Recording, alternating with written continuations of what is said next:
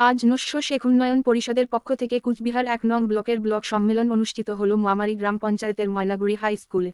আজকের এই সম্মেলনে নতুন ব্লক সভাপতি মনোনীত হলেন নূর ইসলাম ও সম্পাদক হিসেবে আমিনুর হোসেন, কোষাধ্যক্ষ হিসেবে জসিদুল ইসলাম মনোনীত হলেন। আজকের এই সম্মেলনের মাধ্যমে বিভিন্ন কর্মসূচি নেওয়া হলো। নস্য শেখদের ভূমিপুত্র হিসেবে ঘোষণা করতে হবে, প্রতিটি ব্লকে একটি করে ইংলিশ মিডিয়াম স্কুল তৈরি করতে হবে ও কুচবিহারের ফাঁসিরঘাটে সেতু নির্মাণ করতে হবে।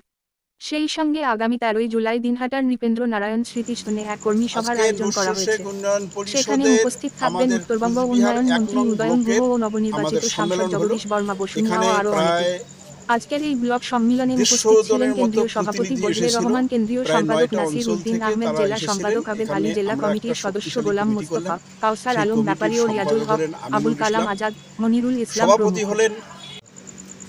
আজকে নস্য শেখ উন্নয়ন পরিষদের আমাদের কুচবিহার ১ নং ব্লকের আমাদের সম্মেলন হলো।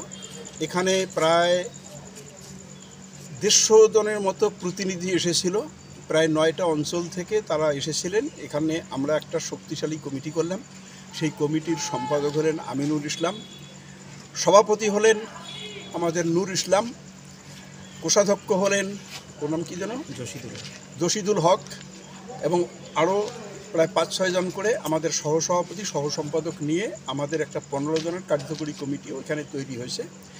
এই কমিটি আগামী দিনে নস্য শেখ আন্দোলনের জন্য শক্তিশালী আন্দোলন করবে। আগামী ১৩ তারিখ আমাদের দিনহাটাতে আমাদের নৃপেন্দ্র স্মৃতি সদনে, সেখানে ২টার সময় আমাদের একটা কর্মী সম্মেলন আছে। সেখানে মাননীয় উন্নয়ন মন্ত্রী উদয়ন গুহ তিনি উপস্থিত থাকবেন। মাননীয় নবনির্বাচিত এমপি জগদীশ বর্মা তিনি উপস্থিত থাকবেন। আমরা নস্য শেখদের দাবি দাওয়া তাদের হাতে সেদিন তুলে দেব লিখিতভাবে, এবং আমাদের দাবিগুলোর সপক্ষে যে যুক্তি আছে সেই যুক্তিগুলো তাদেরকে জানাবো। আমরা বিশ্বাস করব বর্তমান যারা শাসক দল আছেন, যে সরকার আছেন, তারা আমাদের দাবিগুলো ঠিকমতো তারা বিচার করবেন।